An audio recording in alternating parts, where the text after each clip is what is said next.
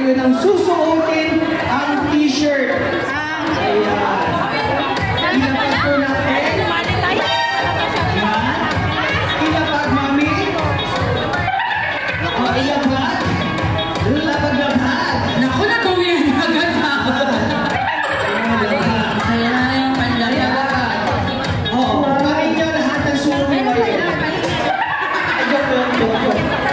Ayan, ang tanging gagawin nyo lang, paunahan lang po kayo ng susuotin yung t-shirt, happy ng shirt, na gagamitin po ay balloon na kailangan po hindi bababa ang balloon.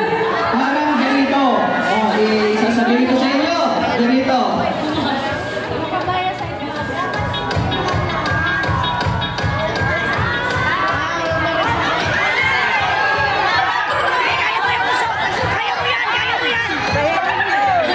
Nang sa maisuot ko, kung sino ang balloon na ibabag siyang talo. At kukunin ko rin yung t-shirt para ibigay iba.